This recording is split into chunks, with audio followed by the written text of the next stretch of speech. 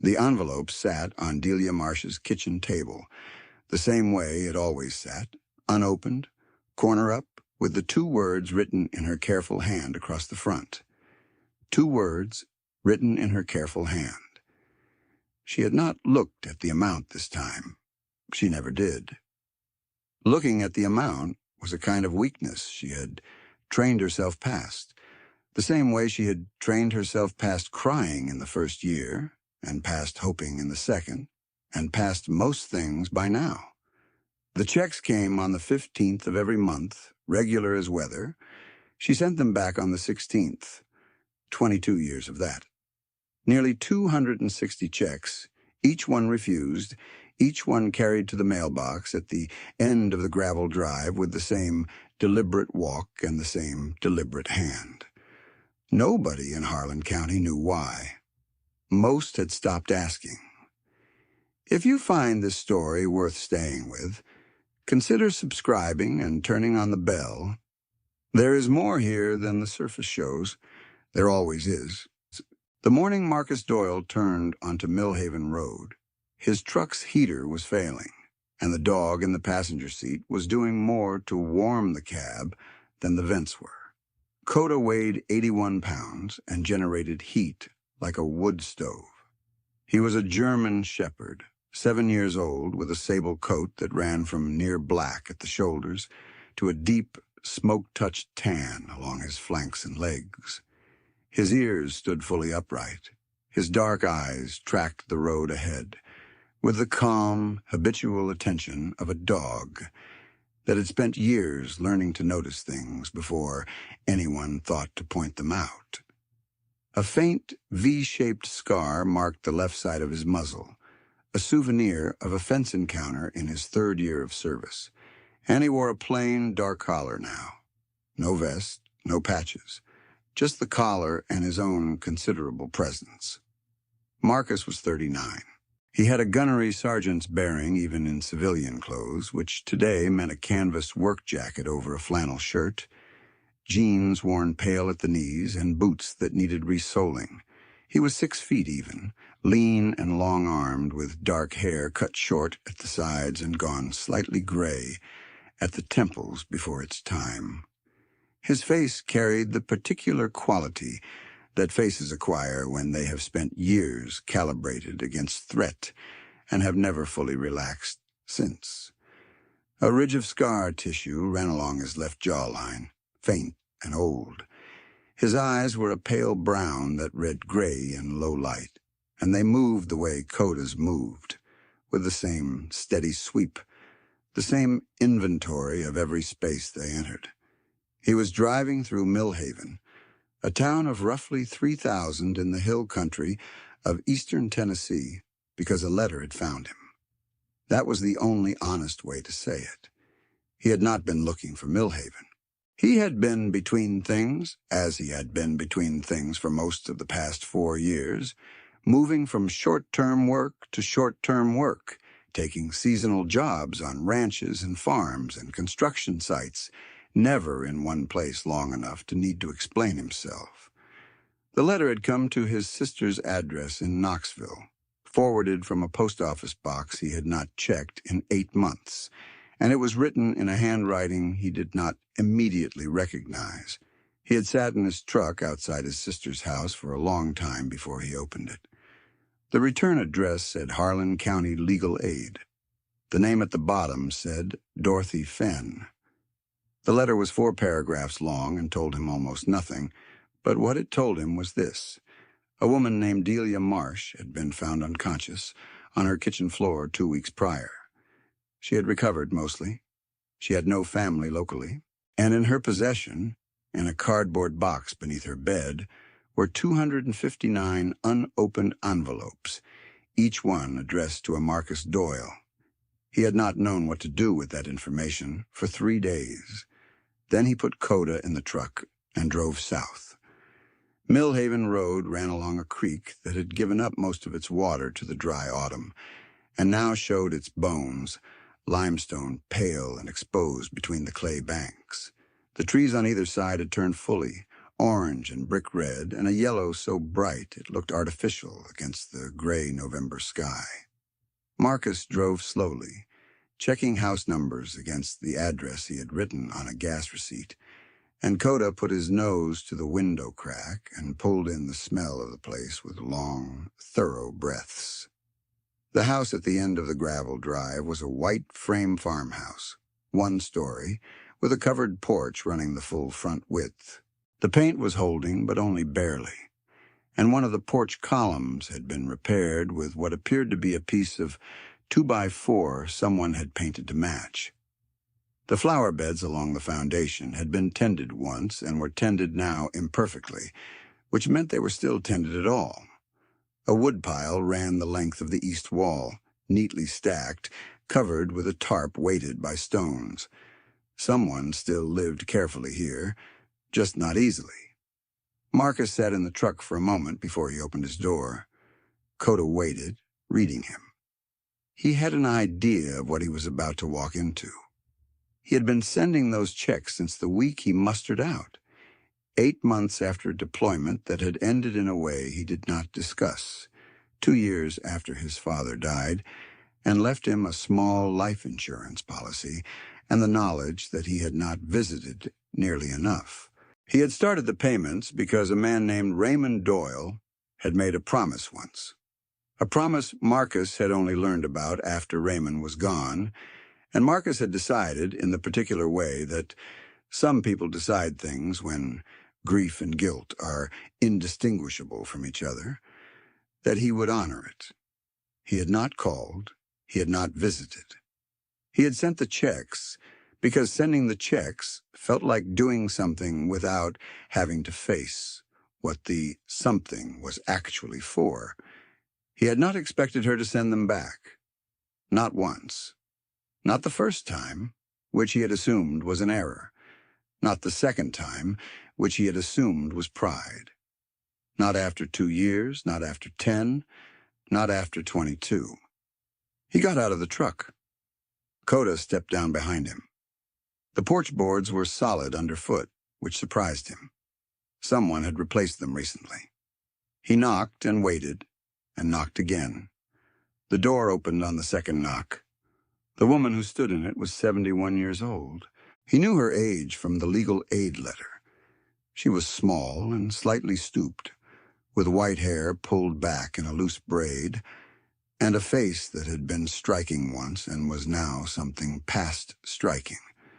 A face that had settled into its bones and found something more durable there than beauty. Her eyes were dark brown and very steady.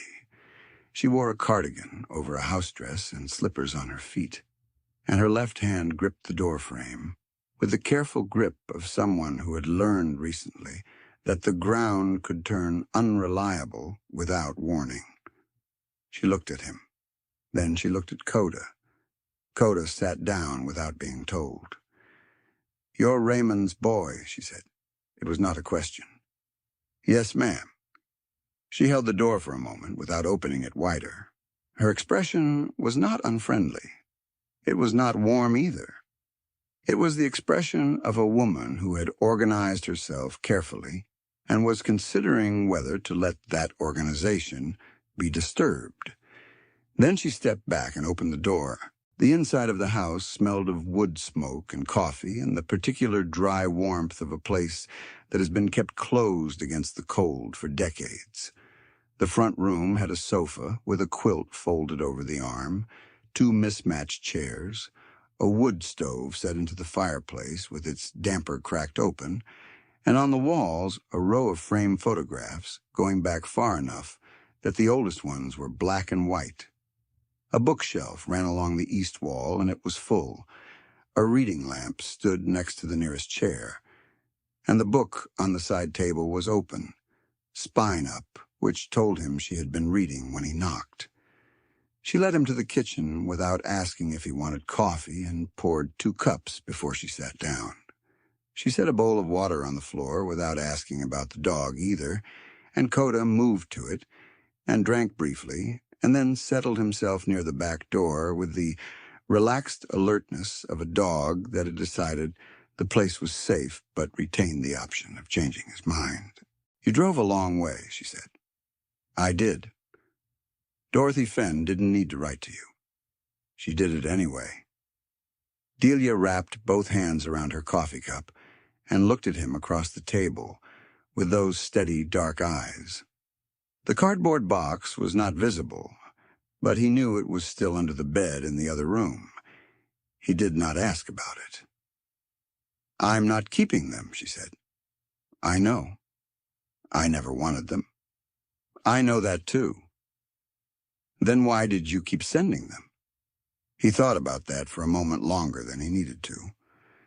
Outside the kitchen window, a crow landed on the woodpile and then left, apparently dissatisfied with whatever it had found there. "Because my father asked me to," Marcus said. "And because I wasn't sure what else I had to offer." Something shifted in her face at that. Not softening, exactly. More like recognition, which is a different thing from warmth. "What did he tell you?" she asked. "Raymond. What did he say to you before he died?" "He said he owed a debt to a woman named Delia. He said it was the kind of debt that couldn't be paid back in money, but that money was the only language he had left, and he wanted me to keep trying." She was quiet for a long moment. Then she said, "He was wrong about that. He was wrong about a lot of things where I was concerned, but he was particularly wrong about that." She did not explain what she meant, and he did not ask. There was something here that was older than him and had nothing to do with him, and he had the sense that pushing at it directly would only cause it to close. He asked if there was anything around the property that needed doing. She told him no. He asked if she had anyone checking in on her since the fall. She said Dorothy came by once a week. He nodded and finished his coffee and stood up to go. And she walked him to the door the same way she had walked him to the kitchen, without fanfare and without lingering. At the door, he stopped. Coda was already on the porch, having moved past him quietly. "I'll be in town a few days," Marcus said. "If you think of anything." She looked at him the way she had looked at him the first time, with that careful, weighing consideration. "There's a loose step on the south side," she said finally. "Second from the bottom. I've been meaning to see to it." He nodded and put on his hat and walked back to his truck. He found a room at a motel on the county highway for $38 a night and called Dorothy from the parking lot. She was in her mid-50s, he gathered from her voice, steady and practical, the voice of someone who had been solving other people's problems long enough to have made peace with the ones she couldn't solve. She told him what she knew. Delia had lived on Millhaven Road for 46 years. She had been a school teacher, 4th grade, for 32 of those years before she retired. She had never married. She had a sister in Georgia who was in a memory care facility and could not travel. She had been found on her floor by a neighbor, Virgil Pace, who had come to drop off eggs and found the front door standing open on a cold morning. The fall had not broken anything. The doctor said her heart was doing something it should not be doing. A kind of irregular rhythm that they were managing now with medication, but that had probably contributed to the collapse. She was home, and walking and fiercely opposed to any suggestion that she needed help. "She won't accept it from most people," Dorothy said. "She might from you." "She barely let me in the house." "She let you in the house at all," Dorothy said. "That's not nothing." He spent the first day replacing the south step. He found the lumber at a yard on the edge of town and borrowed tools from the motel's maintenance man, a lean old Tennessean named Hector Fitch, who looked at Coda with the approval of a man who had raised working dogs himself, and offered Marcus a cup of coffee from a thermos that he kept wedged between the seat and the door of a truck that was older than both of them. Marcus told him where he was headed, and Hector nodded in the way of someone who had a piece of information he was deciding whether to share. "Delia taught my kids," Hector said, "and my sister's kids. Most of the kids in this county under 50, she probably taught them. They don't make teachers like that anymore. She knew every one of their names. She knew their situations." He paused. "She had a hard time of it, a while back.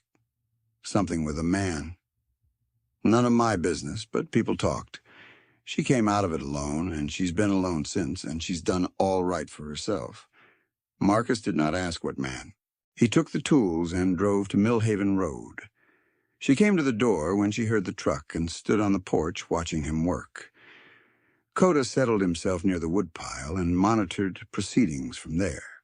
It was cold and overcast, and the light was flat and gray, and she stood with her arms crossed under the cardigan and watched without speaking, which he found was not uncomfortable. There was a quality to her silence that was different from the silence of people who didn't know what to say. She knew what she was choosing not to say, and that was its own kind of communication.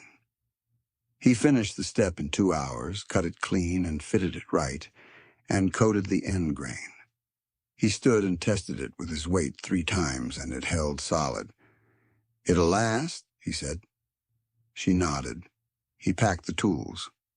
She had gone inside briefly, and when she came out again, she was carrying a plate covered in a dish towel. "You can take that for your supper," she said. "There's too much for one person." He accepted it without making a point of it.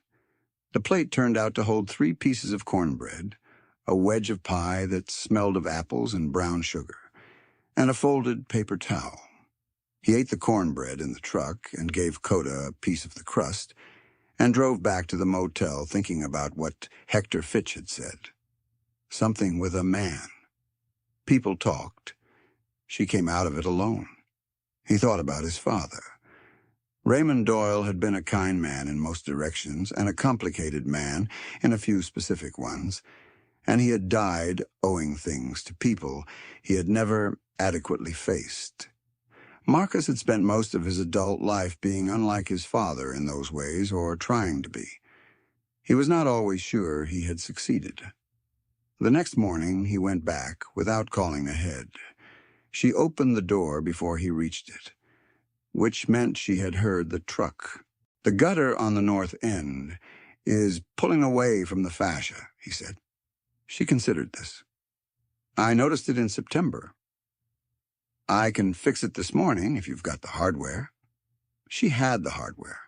She had a coffee can in the garage that held enough varied screws and brackets to rebuild a small ship, and she stood in the garage doorway with a flashlight helping him sort through it, while Coda investigated the corners of the garage with the methodical interest of a dog who believed that corners repaid investigation.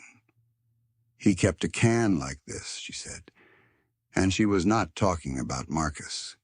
He did not ask. He found the right brackets and went up the ladder. That became the pattern of the week. He came in the mornings. He found something that needed doing. She did not invite him exactly, but she did not turn him away, and by the 3rd day she had started leaving the door unlocked. She made coffee when he arrived and sometimes food when he left, and they talked in the way of people who are circling something without approaching it directly, talking about weather and the property and the town and the price of lumber and occasionally the nature of teachers and occasionally the nature of fathers. On the 4th day he was splitting wood in the side yard when she came out with 2 cups and sat on the step he had repaired and watched him work for a while. "You have his hands," she said. "Raymond's hands." He set them all down. "He used to come here," she said. "Before your mother. Before you. A long time ago. He was 24, and I was 25, and neither of us knew what we were doing, and it ended the way those things end when neither person knows what they're doing." She said it plainly, without bitterness and without excessive feeling, the way you say a fact that you have made peace with and no longer need to dramatize. He came back once, she said. After your mother, he came to tell me he was sorry, and I told him I didn't want his apology, and he went away. And then years later, the checks started coming, and I understood what they were, and that is exactly why I sent them back. Marcus looked at his hands. He had never thought of them as resembling his father's hands. He never told me what happened, Marcus said. He only told me there was a debt. There was no debt. Her voice was firm on this and then softened slightly. There was just something that happened and something that didn't get handled well, and two people who went on with their lives. I went on fine. I don't need his money, and I don't need his guilt, and I don't need yours either. I know that. Then why are you still here? He picked up the maul and set another round on the block and split it. Kota watched from his post near the woodpile, ears forward. Because you're alone, he said, and you fell, and the winter's coming, and you've got 8 cords of wood to get through, and a heart that's misbehaving, and a sister you can't visit, and a neighbor who brings eggs once in a while, and a legal aid attorney who comes by on Wednesdays. He split another round. And because my father was wrong about the money, but I think he was right about the debt, just wrong about what it was. She was quiet long enough that he thought he had gone too far. Then she said, "What do you think it was?" "Attention," he said. "Showing up, not sending a proxy." Another silence. Then she made a sound that was not quite a laugh, but lived in the same neighborhood. "You're a stubborn man," she said. "So I've been told." She went inside, and he went on splitting wood. And Kota came and sat beside him after a while, which was the dog's way of saying that whatever was happening here, it was going in a direction he approved of. On the 5th day, Dorothy came by while Marcus was recalking the window frames on the west side of the house, and she stood below the ladder and looked up at him with the particular expression of a woman who has been waiting for something to happen and is cautiously pleased that it has. "She told me you were fixing the place up," Dorothy said. "Few things needed doing. How long are you staying?" He came down the ladder to rinse the caulk gun. "Haven't decided?" Dorothy was a solid woman, mid-50s, with reading glasses on a chain around her neck and the slightly harried quality of someone who carried too many cases and wouldn't reduce the load if you asked her to. She had a voice of steady conviction and eyes that missed very little. "She doesn't have anyone else," Dorothy said quietly. "Her heart situation is being managed, but it's being managed at the margins. She needs someone checking the property, getting the wood in, making sure she doesn't run out of the medication before she remembers to refill it." "I know. Are you able to do that?" He looked at the window frame. The old caulk had been failing for at least 2 winters. Nobody had caught it in time. Water had worked into the wood behind it, and he had spent an hour the day before treating the soft spots before he could seal them properly. "I'm working on it," he said. What he meant by that, he was not yet fully sure. He had not stayed anywhere more than 3 months in 4 years. He had a storage unit in Knoxville that held the sum of things he had not been able to part with, which was not much. His discharge papers, a wooden box his father had made him when he was 12, Kota's service records, a photograph of his old unit taken in a courtyard in the winter cold of a place he did not like to name. Everything else he needed fit in the truck. That had felt like freedom for a while. It had felt like other things since. On the 6th morning, he arrived to find the mailbox at the end of the drive open, and a truck he didn't recognize parked at the edge of the gravel.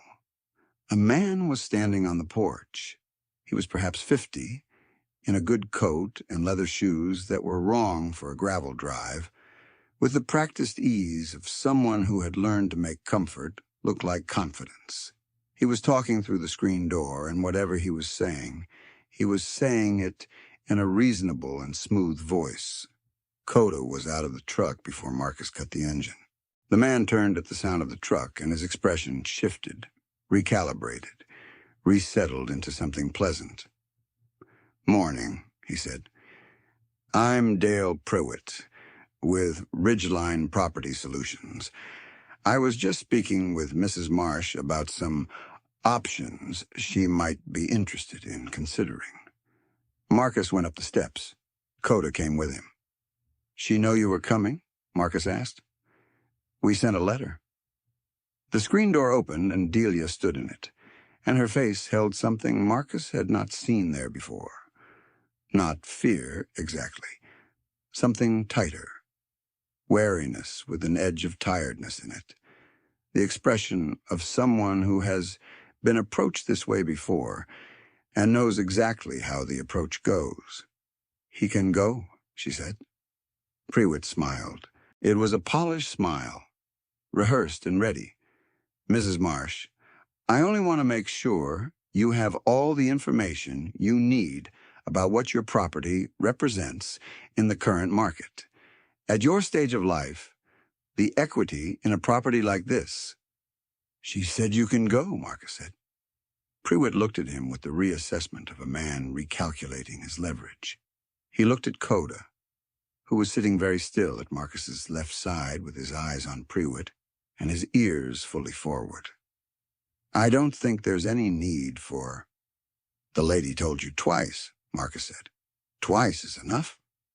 Something in his voice or his posture, or possibly in Coda's stillness, ended the negotiation. Prewitt produced a business card and set it on the porch railing in the way of a man who believes the conversation is only postponed rather than finished, and he went back down the steps and got in his truck and drove away slowly, which was the speed of a man preserving his dignity. Marcus picked up the card and slipped it in his pocket. Delia held the door, and he and Coda went inside. She put the kettle on, which was what she did when she needed a task for her hands. "He's been before," Marcus said. 3 times in 2 years. She set cups out. "Different companies, same pitch. The property taxes went up 18% last year, and a neighbor sold on the other side of the creek, and I suppose that made the land look appetizing." "Has he said anything threatening?" "No, just persistent. And each time they seem to know a little more than they should. This one knew my property taxes to the dollar. He knew the amount of the lien on the south field, which I settled 8 years ago." Marcus was quiet for a moment. "Who did you use to settle the lien?" she thought. "A local attorney. Man named Cutter. He retired and sold his practice a few years back." "And the new practice?" She turned from the kettle. The wariness was still there, sharpened now into something more specific. "I don't know," she said. "I never dealt with them." He asked her if he could look at her property tax records. She brought him a folder from the filing cabinet in the spare bedroom, organized with the care of a woman who had always handled her own affairs and had no intention of stopping. He spent an hour reading through it at the kitchen table while she read her book in the front room, and Coda slept across the threshold between the 2 rooms with the impartial air of a dog committed to monitoring both spaces simultaneously. What he found was not dramatic. No overt threat, no missing payments, nothing irregular on the face of it. The lien she had mentioned had been filed under a property management umbrella, and the umbrella, when he searched the name on his phone, had a subsidiary in the same county as Ridgeline Property Solutions, not the same company. Close enough to be interesting. He photographed the relevant pages and sent them to Dorothy, with a message asking her to look at the corporate connection between the 2 names. Dorothy replied inside 10 minutes. She had a way of replying inside 10 minutes that suggested she was always already thinking about the next problem. She wrote back that she was on it and that she would call the county recorder's office the following morning He put his phone away and looked at the kitchen. It was a good kitchen, well used and well kept, with the small decorations of a life lived carefully and not without pleasure. A small cross above the window. A calendar from the feed store with the birds of eastern Tennessee illustrated month by month. A drawer pull that someone had replaced with a different style at some point, slightly mismatched, which meant it had been repaired and not replaced wholesale, which meant the house had been maintained with what was available rather than with what was convenient. A life of sufficient resource and insufficient ease. Held together, though. Held well. He found himself sitting in the chair that faced the window, looking out at the yard and the tree line, and the sky going gray-pink at the edge where the afternoon was failing, and thinking about the storage unit in Knoxville. There was not much in it that would look wrong left in it another year. The box his father made could come here. Everything else was paperwork. He was still sitting there when Delia came to the kitchen doorway and saw him. "You look like a man making a decision," she said. He looked at her. "I think I might be." "What kind?" "The kind I'm not good at," he said. "The staying kind." She stood in the doorway for a moment. Her face did the thing he had come to recognize this week, the thing that was not softening but was recognition, the particular acknowledgement of one guarded person for another. "You can sleep in the spare room," she said. "There's a cot."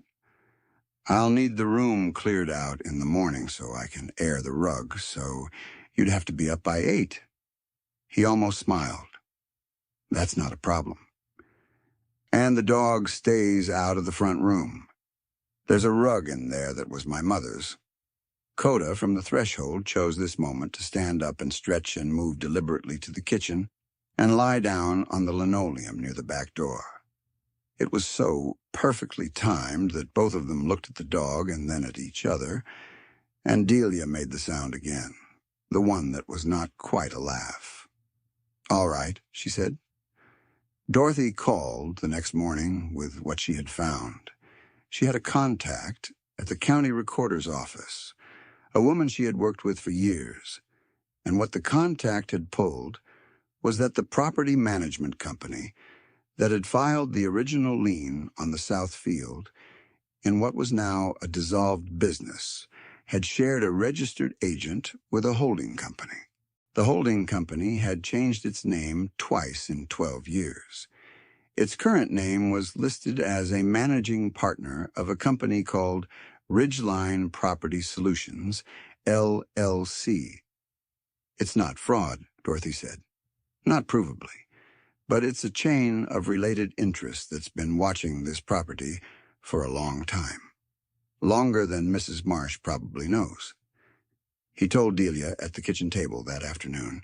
She listened without interrupting, which he had noticed was how she received information she already partly suspected. "I knew the lien was wrong," she said.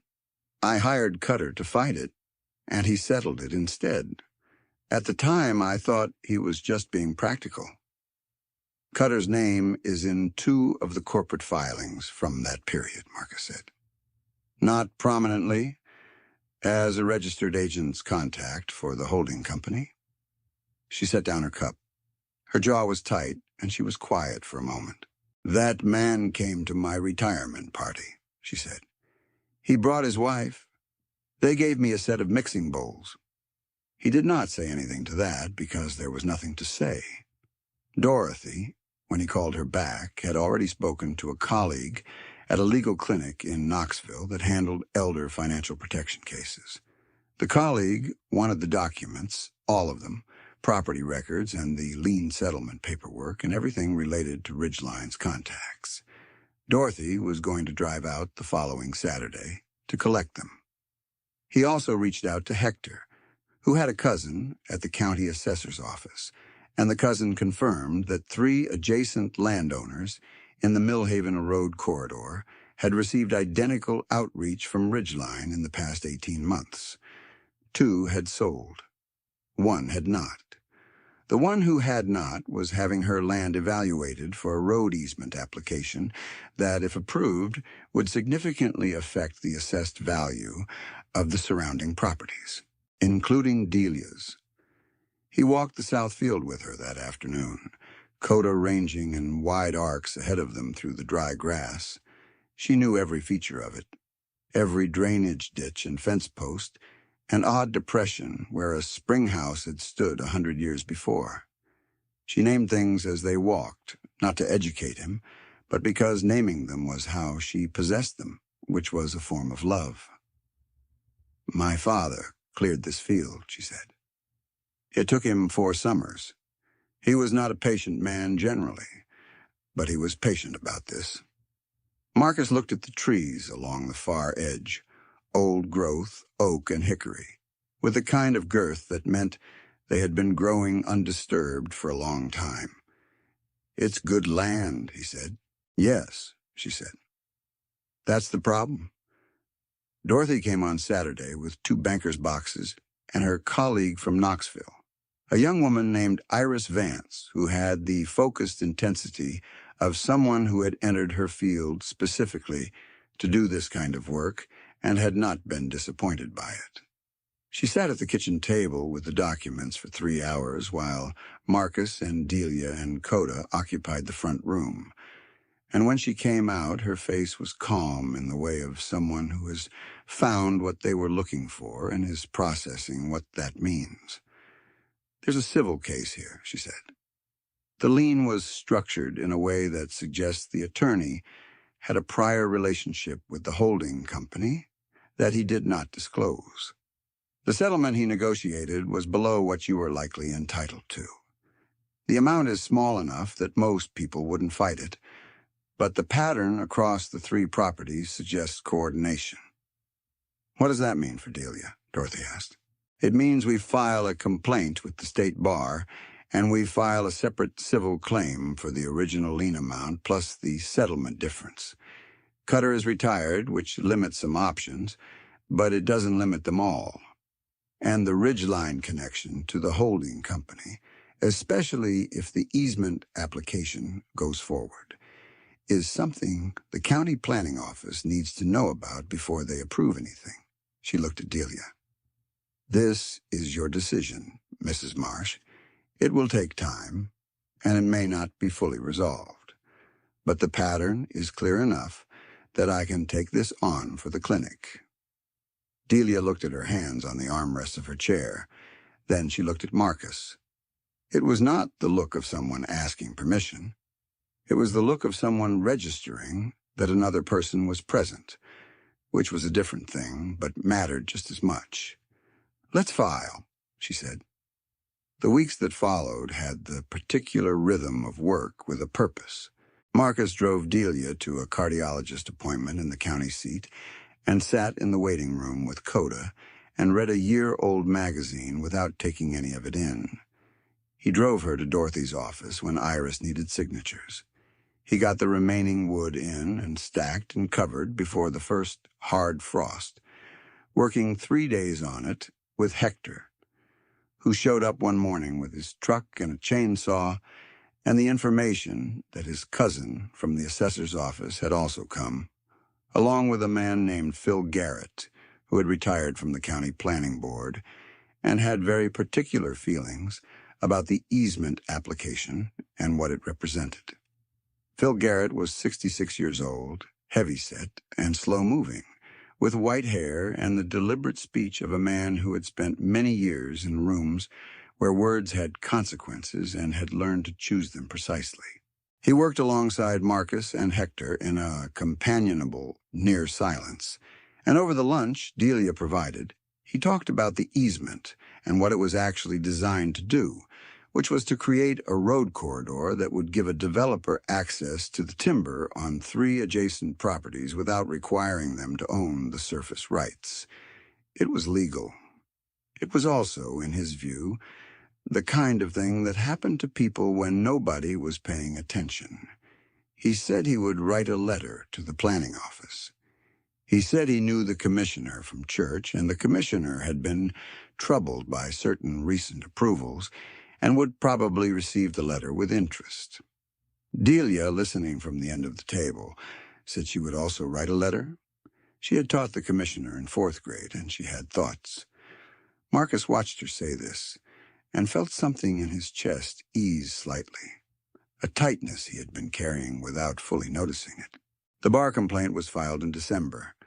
The planning office received the letters, 6 of them in total, from Delia and Phil and Dorothy and Iris Vance, and Hector's cousin, and a retired county magistrate who had heard about the situation from Phil and had his own memories of the holding company's original name. The easement application was tabled, pending a review that Iris said could take anywhere from 6 months to a year. Ridgeline Property Solutions did not come back to Millhaven Road. Marcus drove to Knoxville on a Friday in late December and rented a trailer and cleared out the storage unit. The wooden box his father had made went on the passenger seat of the truck next to Coda, who investigated it briefly and then set his chin on the edge of it in a way that seemed deliberate. The rest fit in the trailer without much effort, which told him something about what he had been carrying. He stopped at his sister's house and had dinner with her and her family, and she looked at him across the table with the careful attention of a sister who has watched her brother disappear and reappear over years, and has not stopped monitoring the quality of his presence. "You look different," she said. "Do I?" "Less like you're about to leave." He thought about that on the drive back south. The hills coming down out of the plateau were cold and bare, and beautiful in the way that bare things are beautiful in winter. All structure and no concealment, everything down to what it actually is. Coda slept in the passenger seat until they reached the Harlan County line, and then sat up and put his nose to the window crack, the same way he had when they first came down this road, reading the air. The windows of the farmhouse on Millhaven Road were lit when Marcus pulled in. Delia was up late with her book, which was not unusual. The light from the front room window fell across the porch and the repaired step and the frost-white ground in a way that looked, from the end of the gravel drive, like something a person might drive a long way toward. He sat in the truck for a moment. Coda waited. Then he cut the engine and opened the door and carried the wooden box up the porch steps and knocked.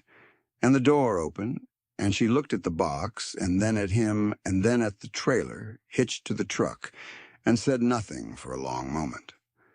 "I'll take the spare room if it's still available," he said. "The rug in the front room was my mother's," she said. "The dog stays out." "Understood." She opened the door wider, and he brought the box inside and set it on the table in the front room, below the frame photographs, the ones that went back far enough that the oldest were black and white. She stood in the doorway between the rooms and looked at it for a moment. "What's in it?" she said. "Things worth keeping," he said. "Not much, but what there is." She looked at the box.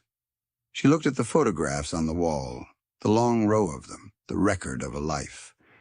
Then she looked at him, and for the first time since he had knocked on her door, her face did more than recognize. It arrived at something. "I'll put water on," she said.